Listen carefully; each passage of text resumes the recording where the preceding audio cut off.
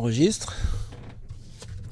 Salut les amis, dans ce moment de confinement, on vous fait découvrir comme ça des personnes incroyables, des artistes bien sûr, et je voudrais vous présenter quelqu'un que j'ai connu il y a très très longtemps, c'est Lancelot. Voilà, hop, je vous le mets à l'écran, si je vais y arriver, voilà. Voilà, Lancelot, bonjour mon cher Lancelot. Salut Franck, ça va? Bah oui, ça va pas mal.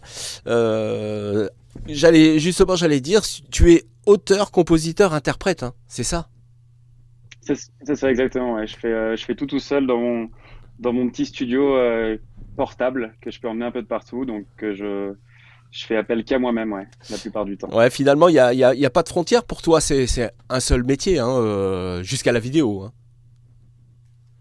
C'est ça, même ouais, jusqu'à la vidéo, ouais. Enfin, je suis d'une famille de musiciens, donc j'ai toujours traîné un petit peu dans ce milieu-là. Mhm. Ouais, il y a pas mal de gens qui m'ont donné ce goût pour la musique. Et il y a mon frère aussi qui m'aide pour la musique, qui est ma première écoute. Il y a ma demi-sœur également avec qui je fais pas mal de musique, qui est là aussi dans ce projet, ouais. Et bien écoutez les amis, moi ce que je vous propose c'est d'écouter, de voir justement son dernier enregistrement.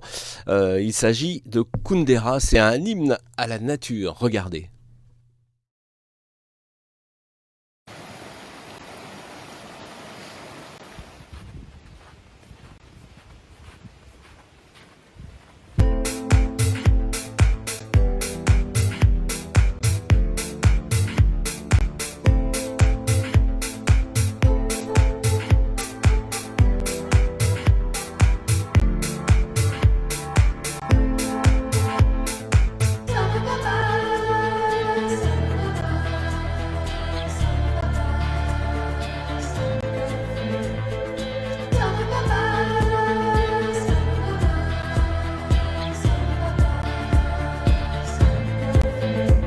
Je fais la gueule, les années bissextiles, je suis sans mêlée comme un carcabile. C'est le métronome qui fait bouger ma tête, c'est les vieilles photos qui fait qu'on regrette. On court contre le temps, ouais on avance contre le vent. Pourquoi Ikea coupe ses Goya pour table en bois, non mais Kundera? Pourquoi photo en noir et blanc? Nos grands-parents font parvenir plus de couleurs, nos paysages, bonjour l'avenir.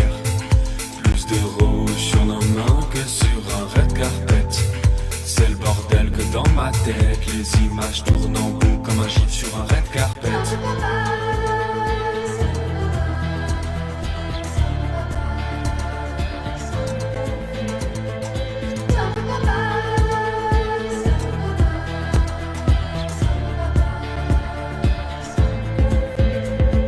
Cours, arrache marguerite pour oxygène, un peu beaucoup, passionnément à la folie. Non pas du tout, nous on s'en fout, tout ce qu'on veut c'est faire la fête avec grand verre qui retourne ma tête. Dur à comprendre pourtant c'est simple, bidonville pour les poissons. Sur ma part y a du papier, dans l'océan y a du goudron. Plus de rouge sur nos mains que sur un red carpet. C'est le bordel que dans ma tête, les images tournent en bout comme un gif sur un red carpet.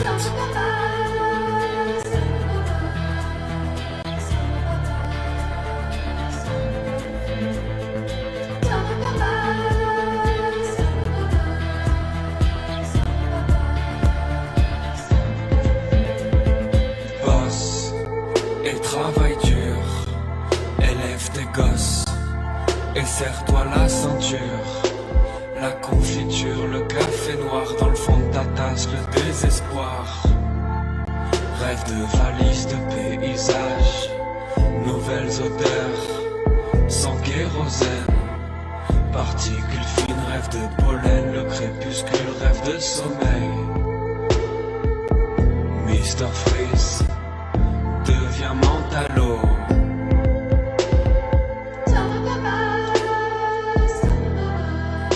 Alors, enregistré en pleine nature, à la montagne, comme c'est bizarre. Ouais, je suis de l'Alpe d'Huez. La montagne, c'est un endroit où j'ai vécu quasiment 16-17 ans maintenant. Et je voulais faire un son qui parle de la nature, qui parle qui parle de tout ça, des problèmes qu'il y a autour de l'environnement. Et je pensais que la nature, là d'où je venais, c'était un peu le meilleur symbole que je pouvais trouver, qui était plus en accord avec ce que je voulais dénoncer, parler en tout cas. Dénoncer, oui. Bah non, mais je crois que c'est ça, c'est à peu près sur tous les titres. On va y revenir tout à l'heure. La musique est arrivée comment à quel moment t'es rentré dans la musique, Lancelot? Ouais, comme je te l'ai dit, je suis d'une famille de musiciens. Ça fait que j'ai difficilement pu éviter de faire de la musique. J'ai commencé par la batterie quand j'avais 2-3 ans, 3 Mhm. ans, je pense. Je tapais sur des casseroles Ah ouais, j'y étais. chez moi. Et je tapais sur des casseroles et mon père a dit, bah, tu seras batteur. Et du coup, j'ai commencé la batterie depuis que voilà, depuis que j'ai 2-3 ans maintenant. Ça date. Ça date. Et puis, alors du coup, tu voyages énormément. Tu as d'autres clips qui sont enregistrés à New York, un petit peu de partout. Ce goût du voyage, ça t'inspire justement de voir cette planète qui bouge et qui en a marre? Ouais, exactement. Ouais, c'est vrai que j'ai pas mal voyagé depuis que j'ai fini mes études. Je me suis laissé 1 an et demi pour pouvoir voyager. Je suis parti en Australie. Je suis parti à Bali et c'est surtout quand je suis parti à Bali que j'ai eu mon premier gros choc. Quand j'étais dans les plus beaux endroits du monde en fait, à Bali, sur des plages juste paradisiaques et quand on se baigne et qu'il y a des cuvettes de toilettes, du dentifrice, des brosses à dents, du plastique, des bouteilles au milieu de cette mer juste magnifique. C'est vrai que ça m'a choqué un petit peu et du coup j'ai voulu je pense que c'est l'enjeu un peu en tout cas de notre génération de parler de tous ces problèmes-là et en tout cas moi j'écris juste sur ce que je vis et ce que je vois et ce qui m'interpelle quoi. Alors justement, l'écriture, c'est une part importante. Tu commences par l'écriture et la musique arrive après?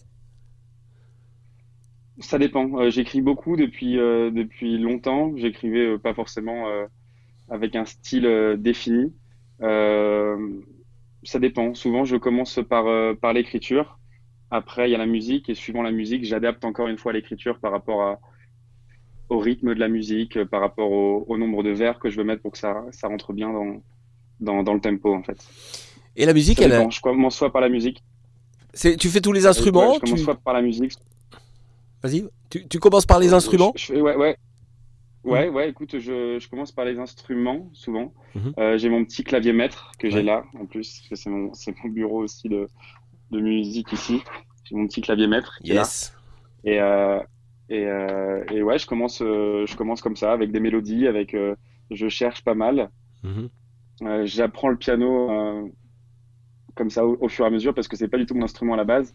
Donc j'apprends avec les tutos, avec plein de choses comme ça, à faire des accords, à faire des arpèges, des suites d'accords. Euh, ou sinon même je bosse sur l'iPad, même grâce à l'iPad, je peux aussi faire plein de choses maintenant. Et tu samples un peu ou tu vas chercher des bouts de musique aussi? Non, je sample pas. Je sample pas. En l'occurrence, pour le son Kundera, la voix, Ouais. le refrain un petit peu ethnique, un peu chantant, Ouais. c'est mon frère qui le fait. D'accord. C'est mon frère qui fait cette partie-là. Avec plusieurs, c'est des techniques, mais il fait un premier jet, une première prise à 10 centimètres du micro, 20, 30, et ça finit à 5 mètres du micro en hurlant un peu. C'est drôle à voir quand il n'y a pas de musique autour, mais en tout cas, le rendu est plutôt cool. C'est vraiment le côté ethnique, ouais, qui m'intéressait sur ce refrain. Dans le clip Madame, tu te mets en scène, puisque c'est toi qui fais les deux personnages. Ça aussi, c'est tu veux faire passer des messages? Alors, ouais, Madame, c'est encore autre chose. Madame, c'est un son que j'avais commencé il y a longtemps. C'est à l'époque de MeToo, à l'époque de tout Mhm. ça, Mhm. qui était en rapport avec. Donc, c'est un son sur le féminisme, qui met en lumière plutôt les côtés néfastes du féminisme. Mhm. Enfin, c'est différent de comment on peut l'entendre. Moi, je voulais plus parler du côté je suis féministe parce qu'il faut être féministe et parce que c'est la mode, même si j'ai pas vraiment de, de choses à dire par rapport à ça. Mes copines sont féministes, donc moi, il faut que je le sois parce que c'est la mode. C'est ça. Et puis dans le clip Violence, tu déambules dans la ville. Il se passe où ce clip? Alors, ce clip se passe à Tokyo. Il se passe à Tokyo, donc ça faisait partie aussi de mon voyage que j'ai fait après l'Australie, après Bali. je suis parti à Tokyo avec un ami et en fait j'ai commencé à écrire ce son quand j'étais en Australie dans le Queensland. J'étais landscaper, c'est-à-dire que j'étais paysagiste. Je bossais beaucoup, beaucoup, beaucoup. Et du coup, le peu de temps que j'avais, je le gardais pour faire de la musique. Et j'ai commencé à écrire ce son là-bas. Et là, en l'occurrence, ce son, il parle plus de la violence gratuite, enfin toute la violence qui ressort dans ce clip, même dans mes paroles, dans tout ça, où en fait je suis quelqu'un d'extrêmement violent, je veux que de la violence parce qu'il y a que ça qui m'intéresse. Et sans vouloir spoiler, à la fin du son, on s'aperçoit qu'en fait cette violence, je suis comme ça parce qu'on m'a donné que ça, quoi. Par rapport à ce qu'on voit, les vidéos sur les réseaux, sur tout ça. Alors Lancelot, est-ce que cette période un peu délicate, est-ce qu'elle est plutôt propice justement à la création? Elle est propice à la création parce qu'elle me laisse beaucoup, beaucoup de temps pour pouvoir faire de la musique. Un peu, je dirais 20 heures sur 24. Un peu Ouais. moins quand même parce que je dors aussi. Je dors aussi un peu de temps en temps. Surtout, ouais, elle me laisse du temps pour faire un maximum de musique et elle me permet de me concentrer surtout que là-dessus, quoi. J'ai un peu que ça à penser, mis à part dormir et me nourrir, c'est faire de la musique, donc c'est plutôt cool pour ça. Ah, la musique est dans tes veines en fait, hein. Et dans mes veines, je sais pas, mais en tout cas, elle m'occupe beaucoup. Alors tu diffuses tous tes clips sur ta chaîne YouTube, tu peux nous donner le nom de la chaîne? Oui, alors la chaîne YouTube c'est Lancelot ATX. Là on pourra retrouver tous mes clips. Et également Instagram qui a une part importante aussi dans la musique pour moi. Et là c'est le même nom en fait, c'est Lancelot ATX également. Tiré du bas ATX sur les plus précis même. Très bien, de toute façon ça s'affiche en dessous comme ça, on est tranquille. Une dernière question, est-ce que tu écris en fonction des images? Est-ce que les images vidéo sont déjà dans ta tête et ça va te donner l'action d'écrire, de faire de la musique et de mettre des paroles sur des images en fait? Ouais, exactement. Ouais, je conceptualise un peu mon écriture, même tout ce que je fais par rapport à la musique. Ça part souvent d'une image, ça part souvent de même, j'ai le clip souvent en tête. En tout cas, je sais comment je veux faire le clip. J'ai plutôt l'image, l'histoire qui est racontée. Je l'ai déjà avec le clip avant même de commencer à écrire. Et justement, d'avoir des images en tête, ça me permet de savoir sur quoi je vais partir, qu'est-ce que je vais dire et comment je vais le dire. Et en tout cas, ouais, la vidéo a une part hyper importante pour moi, pour l'écriture.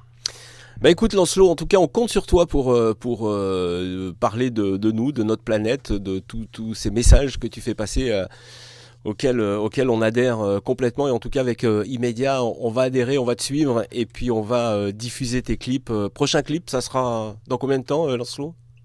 Ça sera, je vais pas non plus trop m'avancer, mais normalement d'ici une quinzaine de jours, il y aura le prochain clip cette fois-ci qui sera tourné en intérieur.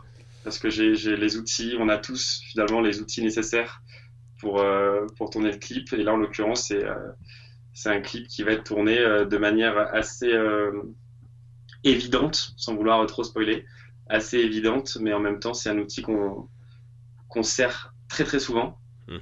Et là, qui va me permettre de faire un clip, donc c'est cool. Eh ben, on a hâte d'avoir ce clip. En tout cas, mesdames, messieurs, n'hésitez pas à vous abonner à la chaîne YouTube de Lancelot. Et puis, bon vent, amuse-toi bien et fais-nous rêver avec ces belles images et cette musique qui nous transcende. Salut Lancelot. Merci. Salut Franck.